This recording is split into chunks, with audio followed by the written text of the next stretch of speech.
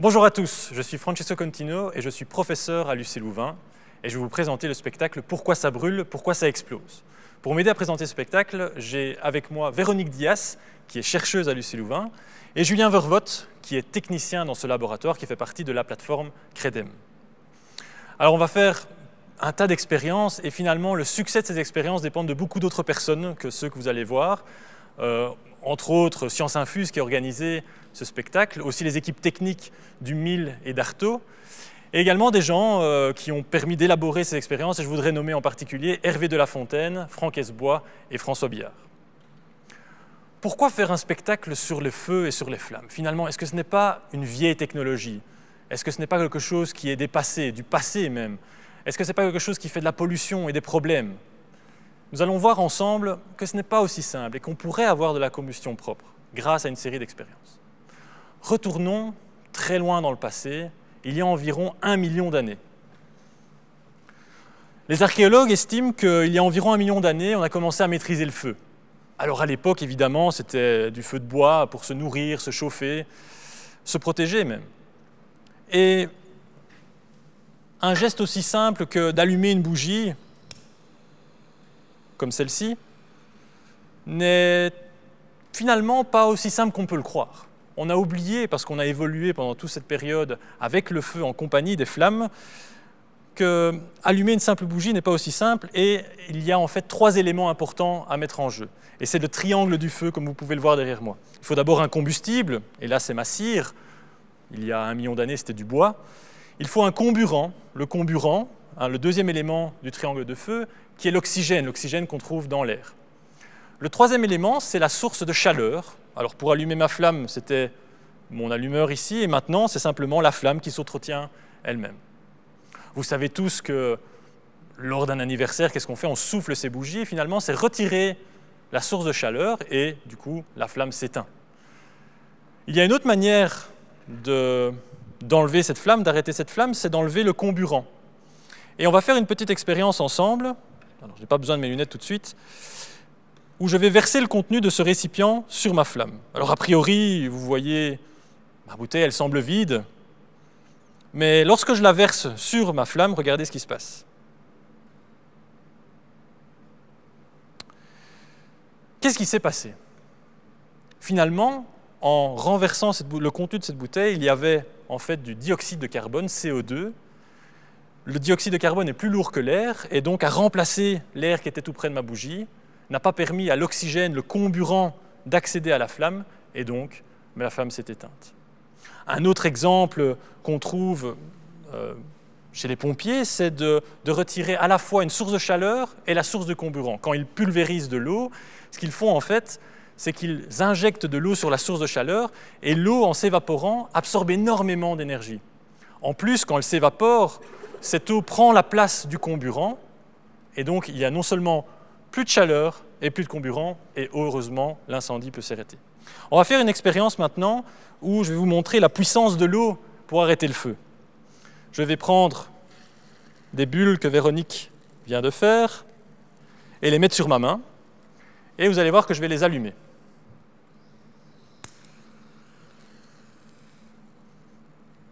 Alors je n'ai pas une particulière insensibilité au feu ni à la chaleur, mais ce qui s'est passé, c'est que grâce au fait que quand j'ai mis ma main dans le seau, j'avais ma main qui était recouverte d'eau, eh bien ma main n'a pas été touchée par la flamme. L'eau, en s'évaporant avec la chaleur de la flamme, a absorbé la chaleur de la flamme et a protégé ma main.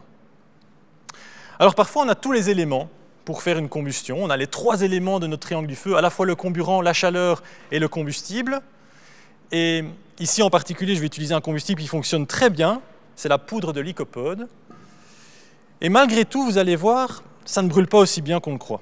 Alors, je vais mettre un petit peu de poudre de lycopode. La poudre de lycopode, c'est en fait une plante qui fait des spores, qui absorbe très bien les matières grasses et qui donc va contenir énormément d'énergie. Si j'essaie de brûler cette poudre de lycopode, vous allez voir, il y a une flamme qui se crée, mais elle n'est pas très belle. On n'a pas une bonne combustion. Et la raison pour laquelle on n'a pas une bonne combustion, c'est parce que même si on a les 3 éléments, ils ne sont pas mélangés comme il faut. On va avoir un souci avec la poudre de lycopode, c'est que comme il n'y a pas un bon contact entre le combustible et le comburant, on va faire une combustion qui est de mauvaise qualité et on va même créer de la suie. Vous allez voir, quand je vais vous montrer tout de suite, vous avez une poudre noire qui est créée et qui montre un résultat de mauvaise combustion. Donc il faudrait trouver autre chose pour bien mélanger cette poudre de lycopode avec l'air, et on va utiliser un autre objet qui est ici sur ma table. C'est mon pulvérisateur de poudre à lycopode. Alors pour l'utiliser, je vais d'abord charger mon pulvérisateur, je vais y mettre la poudre. Voilà. Puis je vais allumer mon bec bunzen.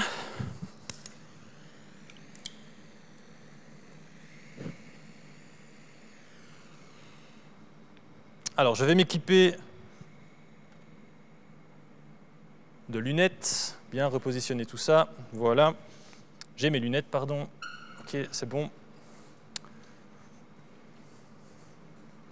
Et vous allez voir qu'en pulvérisant cette poudre dans la flamme, les fines pores qui font partie de la poudre de lycopode vont être pulvérisés dans l'air, vont être mélangés avec l'air, et on va avoir une belle flamme. Regardez plutôt, ne vous inquiétez pas, juste après, on va vous passer un ralenti.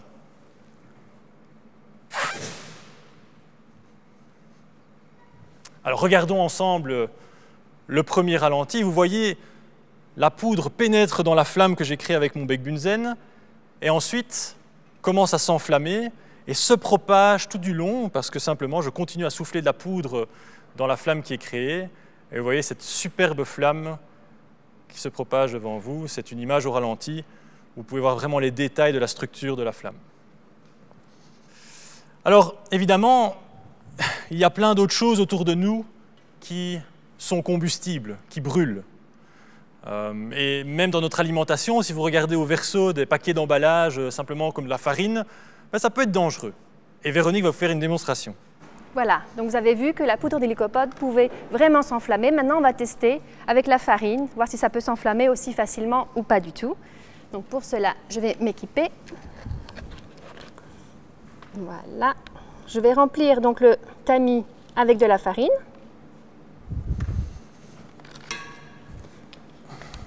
Et je vais mettre un petit peu en hauteur et Francesco va allumer la flamme. Donc, toutes ces expériences ne sont surtout pas à faire à la maison.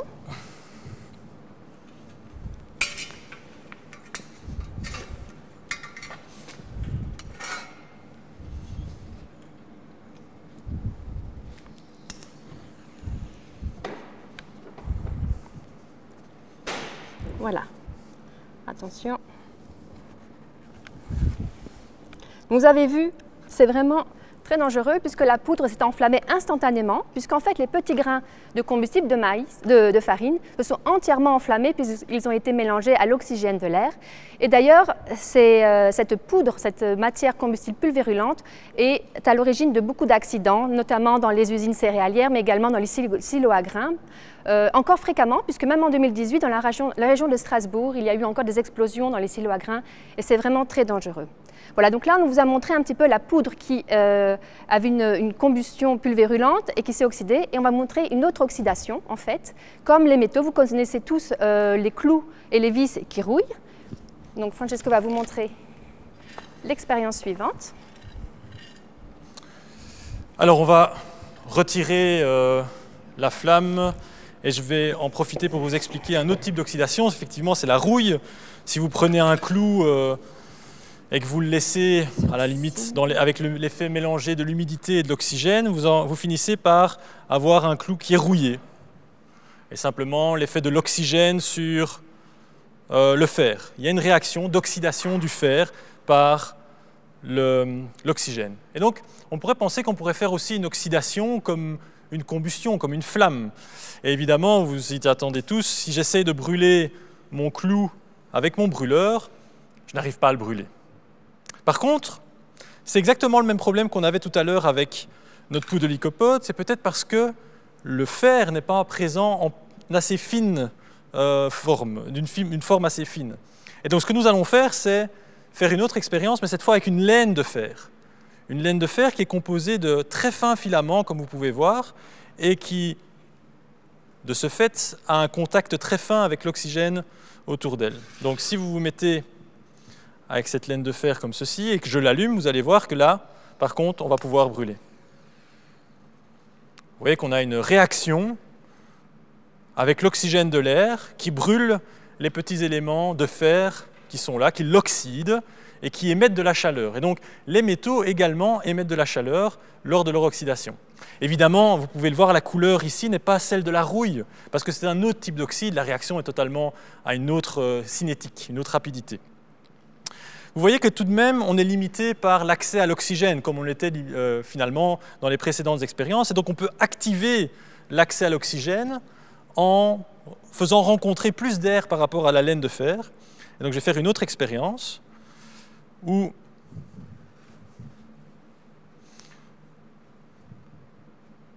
on va mélanger, on va mettre cette laine de fer dans un contenant, et peu importe le contenant, c'est simplement un contenant qui va maintenir ma laine de fer, mais qui va permettre à l'air de rencontrer cette laine de fer. Et si je l'allume, et que je vais me disposer devant pour que vous voyez bien, en faisant la rotation de cette petite boule, vous allez voir que l'air va accéder à beaucoup plus la laine de fer, et ça permet à la laine de fer de se consommer beaucoup plus vite. Et le résidu est beaucoup moins important que précédemment.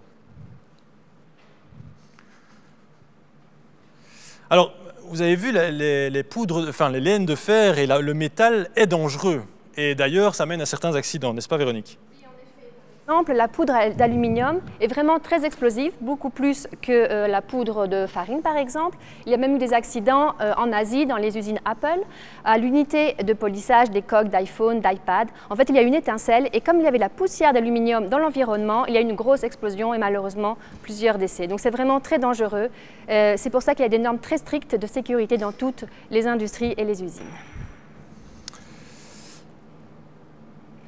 Alors, comme je vous le disais, pour l'instant, on n'a utilisé que l'oxygène qui est dans l'air. Et cet oxygène qui est dans l'air, elle est présente à 20%, c'est-à-dire que pour chaque atome d'oxygène, il y en a 4 autres d'azote qui ne servent à rien pour la combustion. On pourrait se poser la question de qu'est-ce qu'on pourrait faire si la concentration de cet oxygène augmentait, si on utilisait de l'oxygène à 100%, pur. Alors, on va faire une petite expérience ici où dans ce volume ici, on a de l'oxygène pur. Et par ailleurs, ce que Julien apporte là pour l'instant sur la table, c'est de l'oxygène liquide. Et je vais vous expliquer ce que c'est dans un instant. Alors si je prends une biscotte qui contient beaucoup de farine, qui est très énergétique, et d'ailleurs on en mange justement parce que ça nous donne de l'énergie pour notre corps, si j'essaie de la brûler, j'en prends un morceau, et j'essaye de brûler ma biscotte, il va y avoir une combustion, elle est bien sèche, mais ça va plus ressembler à une mauvaise tartine grillée qui a traîné un petit peu trop longtemps dans le grille-pain qu'autre chose. Si vous regardez, elle est plus noircie, elle n'a pas vraiment brûlé. Maintenant, si je prends la même biscotte, mais je vais prendre un autre morceau, et je l'allume et je la mets dans l'oxygène, vous allez voir que grâce à la concentration élevée d'oxygène, on va avoir une bien meilleure combustion. Alors pour ça, il faut que je m'équipe un petit peu, parce que ça peut être dangereux. Je vais ouvrir mon récipient d'oxygène, voilà. Il va falloir que j'allume ma biscotte quand même.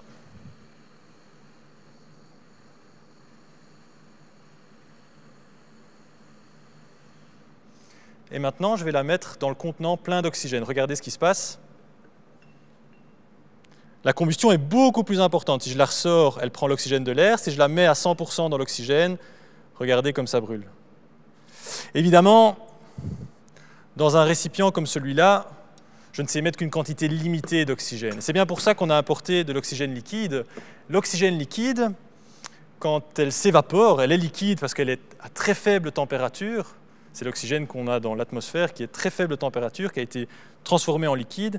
Quand elle va s'évaporer, parce que dans son ambiance ici, il fait très chaud pour l'oxygène liquide, ça va s'évaporer, ça va se transformer en gaz, et elle va produire de cette façon une source importante d'oxygène à disposition pour brûler ma biscotte. Et donc, je vais casser une autre petite biscotte, je vais la disposer ici, et je vais y mettre de l'oxygène liquide. Alors pour ça, il me faut des gants spéciaux, des gants pour le froid.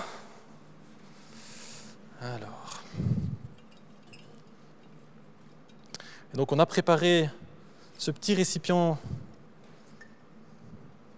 d'oxygène liquide tout à l'heure. Vous voyez que c'est un beau liquide bleu. Si je le mets sur ma coupelle, rien ne se passe de particulier, c'est simplement un liquide qui ne mouille pas, qui s'évapore pour produire de l'oxygène et qui, grâce à cet oxygène, va nous permettre d'avoir une très bonne combustion. Regardez plutôt.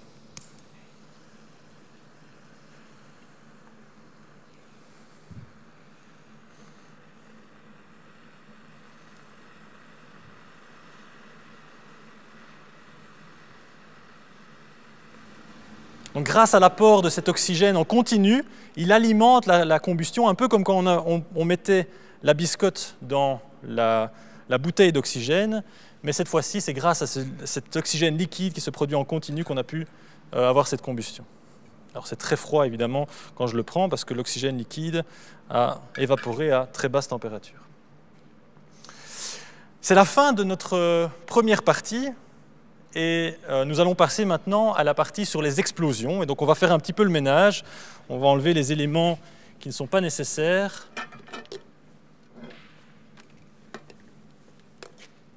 Et donc cette deuxième partie est sur les explosions.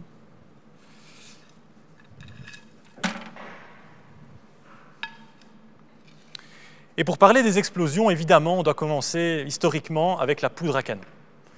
La poudre à canon, c'est au IXe siècle, en Chine, qu'elle a été inventée, et c'était un changement radical. Jusqu'à maintenant, on a utilisé l'oxygène, soit de l'air, soit de l'oxygène concentré, mais cette fois-ci, l'idée, c'était d'avoir de l'oxygène directement avec le combustible. Alors regardez plutôt, si je mets de la poudre à canon sur cette coupelle,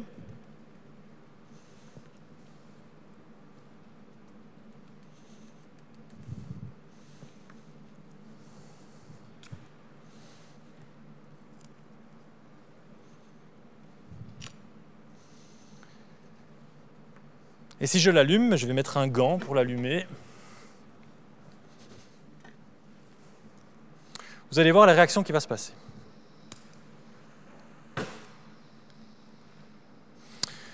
Donc c'était une réaction très vive, parce que cette fois-ci, plus besoin d'avoir de l'oxygène de l'extérieur. L'oxygène était disponible avec le combustible. Et donc, non seulement on avait le combustible, mais aussi le comburant à disposition. Et il y en a d'autres. Des combustibles de ce type. Et il y en a un qui a été découvert par accident, c'est la nitrocellulose. La nitrocellulose, imaginez-vous, c'est un chimiste suisse, Schönbein, qui était occupé dans sa cuisine.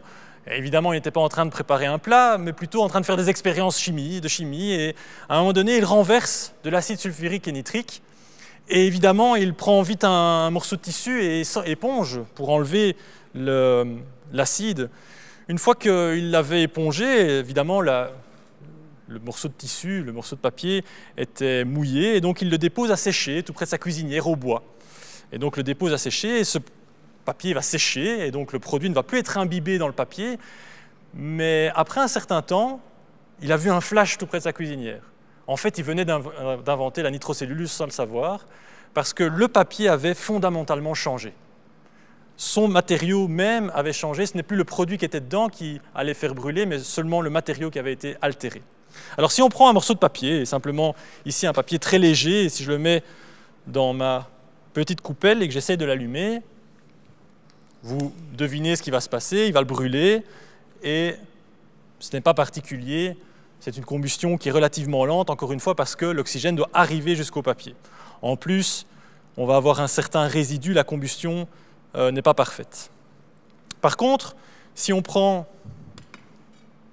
un autre type de papier, c'est du papier flash, c'est du papier qui a été modifié justement par de l'acide. Là, la réaction est tout autre. Regardez plutôt.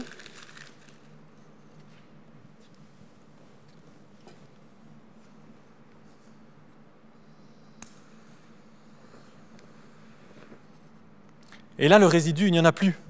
simplement parce que l'oxygène était présent avec le papier, avec le combustible. Alors il y en a d'autres qui existent, et quelque chose qui ressemble à de l'ouate. Ici, c'est de l'ouate tout à fait normale. Si je la mets à brûler, l'ouate est relativement légère et brûle relativement bien, mais encore une fois, c'est assez lent, ça dépend de l'oxygène qui arrive. Par contre, j'ai un autre type d'ouate, qui est de nouveau de la nitrocellulose. Et cette fois-ci, vous allez voir, si j'ai de la nitrocellulose et qu'elle donc contient le combustible et l'oxygène, si je l'allume, là, regardez ce qui se passe. Cette fois-ci, la combustion était complète et très rapide, simplement parce que de nouveau, l'oxydant, le comburant, l'oxygène était présent directement avec mon combustible. Alors on peut faire une comparaison entre les deux, et c'est assez amusant de regarder à quelle vitesse les deux se propagent. Je vais vous faire une démonstration ici. On va mettre dans ce petit rail de la poudre à canon.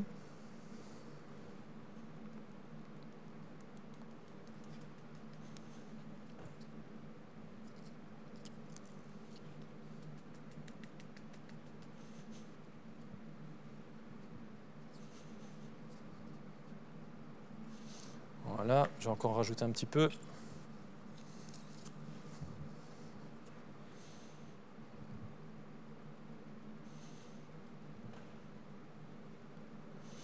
Et alors je vais allumer au bout, vous allez voir ce qui va se passer. La flamme va se propager le long de mon rail. Voilà.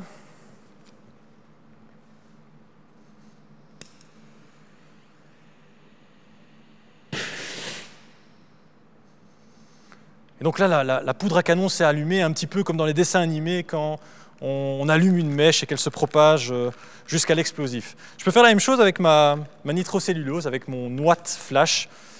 Et si je la dispose un peu de la même manière, en faisant comme un chemin avec cette ouate, regardez plutôt.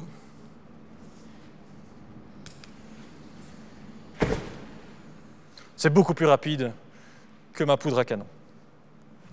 Alors il ne faut pas forcément du coton ouate ou de la poudre à canon, mais par contre, ce qu'il est important d'avoir pour une bonne explosion, et on peut prendre la prochaine expérience, c'est que cette énergie doit être relâchée d'un coup, que cette énergie doit d'abord être confinée, gardée au sein d'un simple volume, comme un pétard, comme un petit explosif, où vous allez d'abord confiner, garder cette énergie dans un petit volume, et d'un coup la relâcher. Dans le cadre d'un pétard, c'est simplement la surface de notre pétard qui va finalement lâcher sous la pression de la combustion. Mais ici, on va faire une autre application qui est bien connue, c'est l'application du canon. Et donc, comme tout bon canon, on va mettre d'abord la charge explosive. Dans ce cas-ci, ce sera mon ouate, mon coton flash.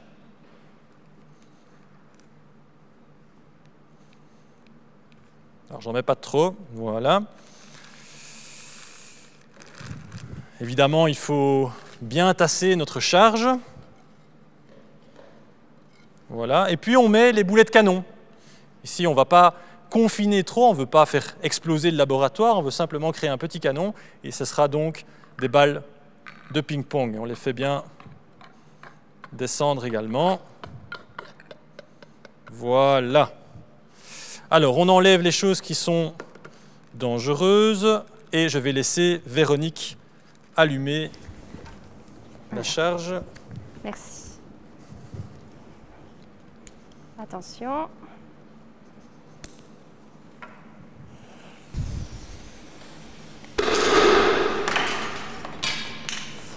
Finalement, une explosion, c'est, comme je vous disais tout à l'heure, un relâchement d'énergie soudain qui crée une onde de pression qui va faire une explosion. Alors, on va faire deux petites expériences. Dans la première, on va faire exploser un ballon, mais le terme exploser n'est pas tout à fait correct ici. On va casser un ballon, si vous voulez, et ce ballon contient de l'hydrogène. Vous voyez que l'hydrogène est plus léger que l'air, et donc il flotte.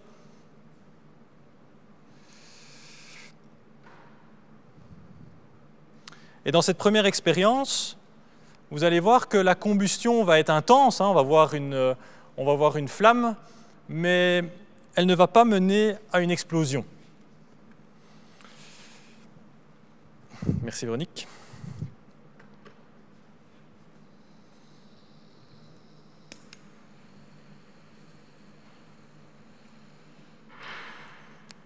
Attention.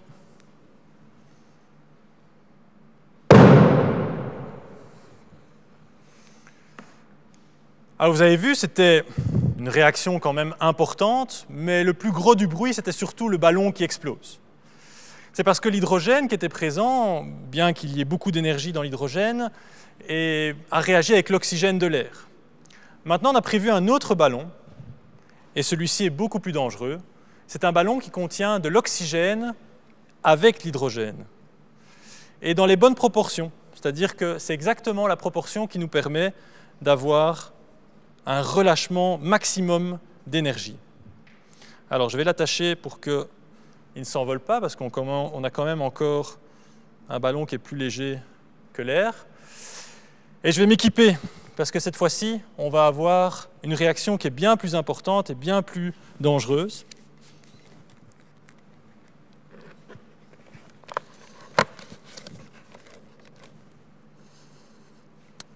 Et donc j'espère que tout le monde de la technique est bien équipé, parce que cette fois-ci, l'explosion va être beaucoup plus importante.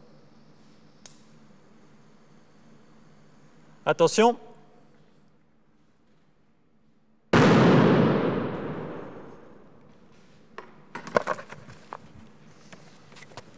Donc vous l'avez vu, et moi je l'ai même senti, cette explosion, ce relâchement d'énergie soudain, est finalement une onde de pression, et ceux qui étaient présents ici à côté de moi ont certainement senti cette onde de pression qui les a touchés, qui les a un petit peu soufflés, et ça, c'est une explosion.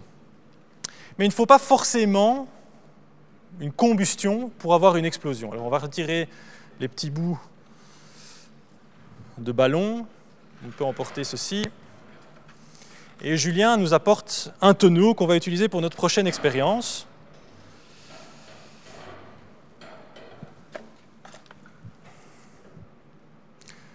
Merci Julien.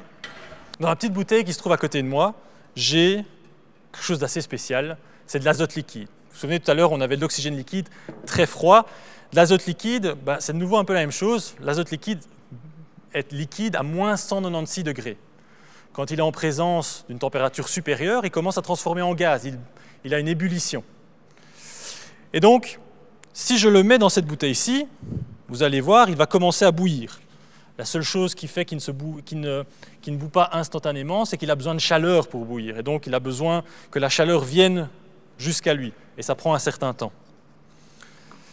Donc, on va mettre un peu d'azote liquide dans cette bouteille. Et vous voyez que dès qu'il est en contact avec de la chaleur, l'azote liquide a envie de se transformer en gaz. Et c'est un liquide un peu particulier vu qu'il ne mouille pas. Voilà. Moi, on va encore mettre un tout petit peu plus. Parfait. Alors, quelque chose qui est important quand on manipule de l'azote liquide, c'est ne jamais fermer hermétiquement le contenant. Et par exemple, dans ma bouteille ici, c'est une fermeture qui est libre, qui n'est pas serrée. Et donc, la règle d'or quand on manipule de l'azote liquide, c'est ne jamais fermer le contenant. Eh bien, c'est ce qu'on va faire. Et donc, je vais m'équiper parce qu'à nouveau, ça va faire beaucoup de bruit.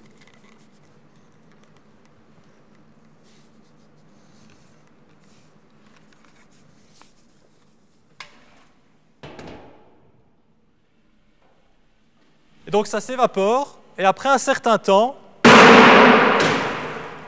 on a une explosion. Donc vous avez vu, pas besoin d'une combustion pour avoir une explosion, vous pouvez y aller, on peut reprendre les différentes choses ici.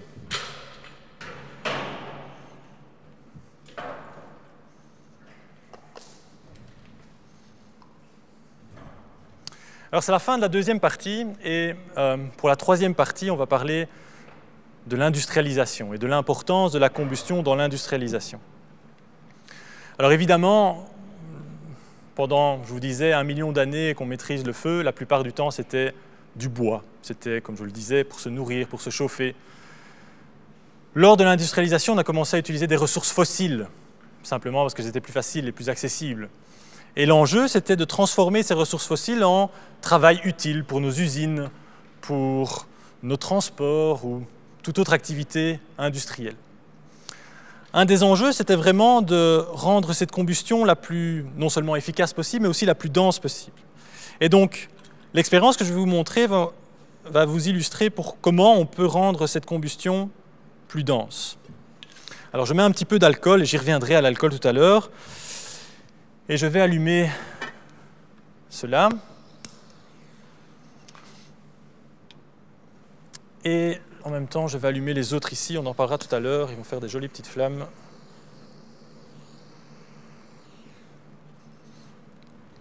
Alors, l'enjeu, c'était donc de créer des flammes qui étaient bien denses. Et grâce à l'utilisation que je vais faire ici de ce tuyau, vous allez voir qu'on peut rendre la combustion beaucoup plus dense. Qu'est-ce qui se passe? C'est la flamme qui apporte de l'air, mais cet air ne peut pas rentrer comme avant sur les côtés, est forcé de rentrer sur les côtés. Et parce qu'il rentre sur les côtés, il enroule la flamme et crée un phénomène de swirl de la flamme. Ça la rend beaucoup plus énergétique. Alors vous avez vu, j'ai allumé d'autres flammes ici sur les côtés, et ces flammes contiennent des poudres. Alors je vais surtout prendre celle-ci. C'est intéressant parce que ça montre ce qu'on fait dans les feux d'artifice.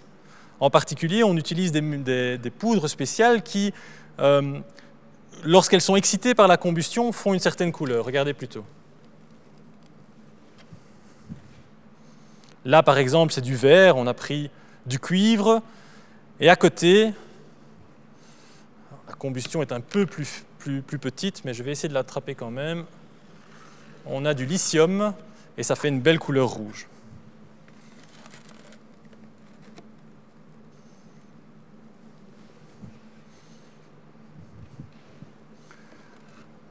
Voilà. Alors, on va arrêter ça.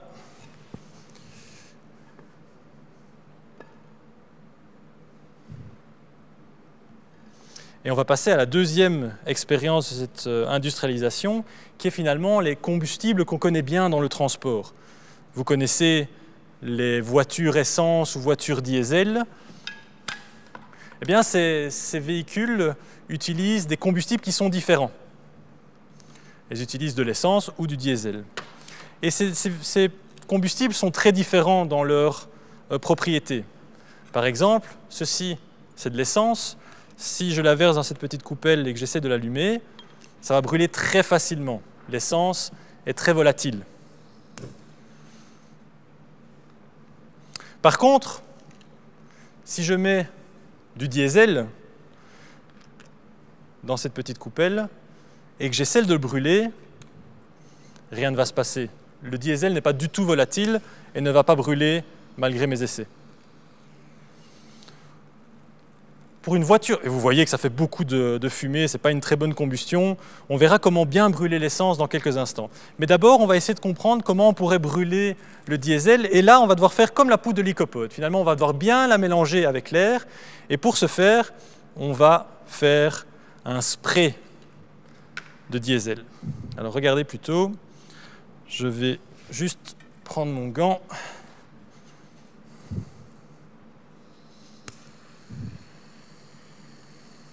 Alors je mets dans cette paille un peu de diesel et puis je vais pulvériser dans la flamme. J'ai fait finalement, de manière un petit peu maladroite, mais ce qu'on fait dans un moteur diesel, c'est-à-dire un spray de diesel pour avoir une combustion, pour avoir un relâchement d'énergie qui va pousser le piston et faire avancer le moteur et faire avancer du coup notre voiture. Alors, on peut faire la prochaine expérience, et dans la prochaine expérience, on va vous expliquer comment faire brûler finalement un carburant qui est fort proche de l'essence. On va retirer ceci, et on peut apporter la bouteille, oui. Voici. Dans un moteur essence, on a une propagation de flamme. On n'a pas un spray comme dans un diesel, on a une propagation de flamme. Et on va faire une propagation de flamme dans cette bouteille pour vous illustrer. Mais cette fois-ci, je ne vais pas utiliser de l'essence, je vais utiliser un biocarburant, de l'éthanol. Pourquoi on l'appelle un biocarburant? Simplement parce qu'on a utilisé une source renouvelable, de la biomasse, pour le produire. Dans le cas de l'éthanol, c'est par exemple des betteraves. Ce qu'on a besoin, c'est d'avoir un bon mélange entre les vapeurs d'éthanol et l'air qui se trouve dans la bouteille. Donc je vais évaporer mon éthanol. Alors j'avais un petit bouchon, est-ce que vous avez encore le bouchon ou... Sinon je vais l'évaporer comme ça, c'est très bien.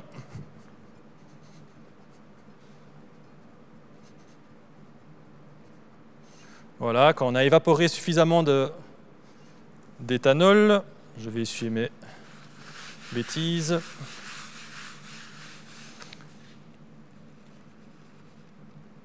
J'enlève le reste. Et donc on a des vapeurs maintenant d'éthanol et mélangées avec de l'air, et on va avoir une propagation de flamme. Regardez.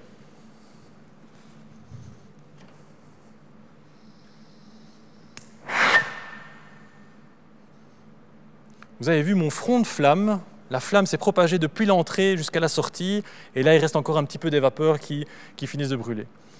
Dans un moteur, comme je vous disais, ça va pousser le piston. Et ici, finalement, c'est une petite bouteille, mais on va faire ça avec une plus grande bouteille maintenant pour mieux vous montrer encore. Vous allez voir, après cette prochaine expérience, on va vous montrer un ralenti de l'expérience avec cette bouteille-ci.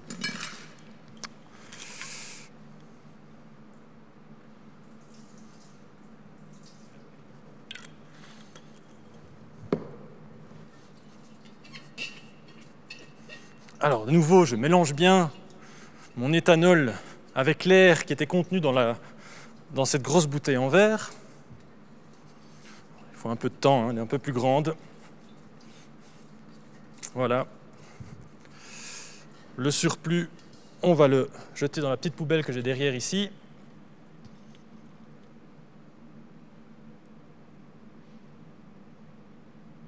Voilà. Et puis à nouveau, on va abaisser un petit peu les lumières et on va vous montrer cette expérience. Donc là, à nouveau, vous avez une propagation de flamme. Et à nouveau, vous avez vu ce qui se passait. Et là, on va voir le ralenti. Vous voyez sur le goulot au-dessus, vous avez vraiment ces gaz chauds qui sortent, qui s'échappent par le goulot parce qu'ils sont poussés. Ils prennent beaucoup plus de place vu qu'ils sont chauds que les gaz frais. Et ils sortent par le goulot. Dans l'expérience suivante, on va utiliser ces gaz chauds qui s'échappent de la bouteille. En effet, chaque fois qu'on a des gaz chauds qui s'échappent, on a une réaction opposée qui a tendance à pousser la bouteille. Évidemment, pour une grosse bouteille en verre, on ne l'a pas vu bouger, mais on pourrait utiliser une bouteille légère comme celle-ci pour créer une roquette. Comment je vais pouvoir faire une roquette avec la même réaction? On va reprendre la bouteille d'alcool et je vais évaporer de l'éthanol, merci, dans cette bouteille.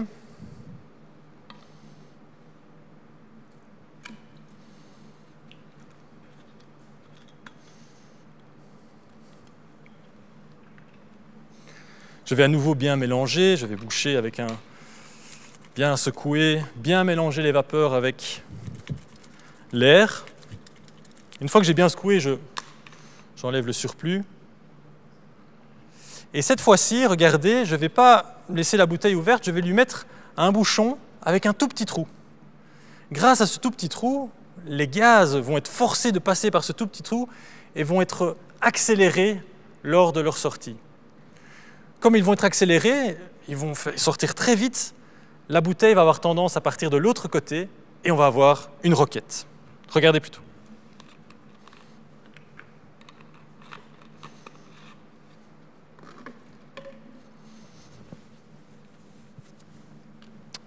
On peut un peu baisser la lumière. Attention.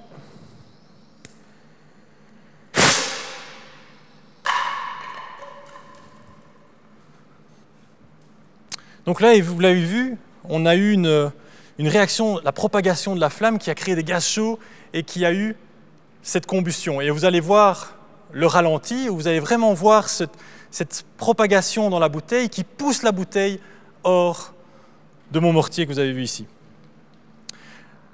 Alors on va voir un autre type d'énergie nouvelle qu'on pourrait utiliser, et grâce à ce qu'apportent ici Véronique et Julien, on va vous montrer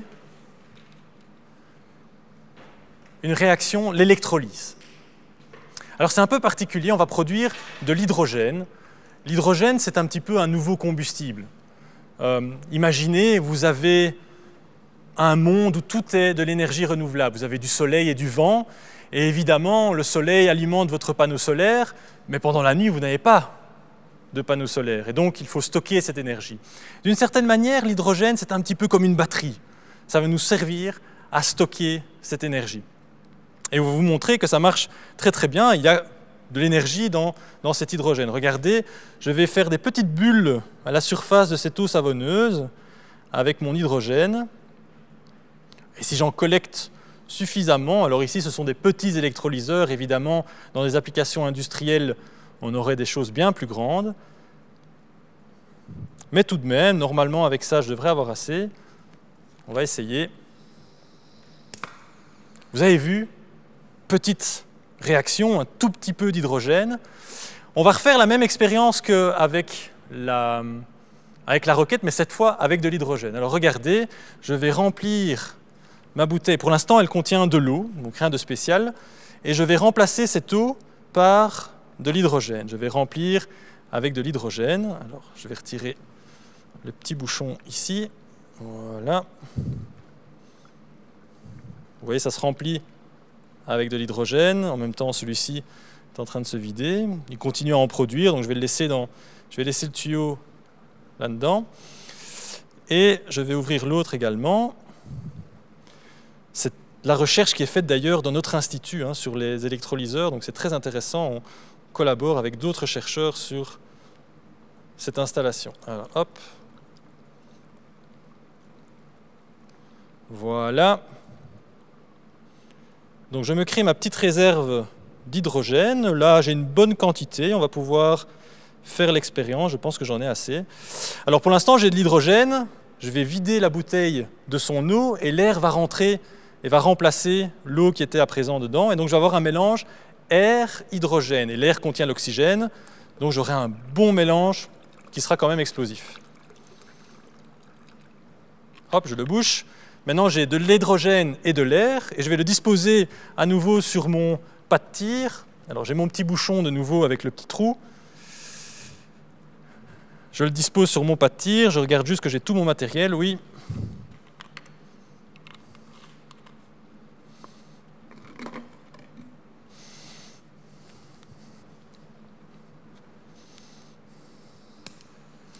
Attention, c'est parti. Et vous avez vu, c'était de l'énergie qui vient du renouvelable, qui vient du solaire, qui a permis de propulser notre roquette. C'est un petit peu, Véronique, c'est un petit peu comme une fusée. Oui, tout à fait. En fait, il faut savoir que l'hydrogène et l'oxygène sont des mélanges qui sont utilisés pour la propulsion des navettes spatiales, comme dans la fusée Ariane 5, avec le moteur Vulcain. Et ça permet de propulser cette fusée jusqu'à 6000 mètres par seconde. Comme l'hydrogène et l'oxygène ne sont pas évidemment dans l'espace, ils sont embarqués à bord de cette navette spatiale. C'est un mélange très explosif qui permet donc les propulsions de toutes les roquettes comme nous avons pu le voir aujourd'hui. Voilà, c'est la fin de ce spectacle. Vous avez vu les trois moments importants, le triangle du feu, les éléments pour faire du feu, les explosions, et puis cette industrialisation et cette utilisation de nouveaux combustibles. N'oublions pas que c'est l'utilisation de combustibles fossiles qui font finalement ce CO2, et la mauvaise combustion, c'est la mauvaise mise en œuvre de la combustion, comme on a pu le voir. La pollution, pardon, c'est la mauvaise mise en œuvre de la combustion, comme on a pu le voir avec la lycopode qui ne brûlait pas bien. Finalement, si on met en œuvre une bonne combustion avec des combustibles renouvelables, on peut avoir une combustion propre. Merci beaucoup et au revoir.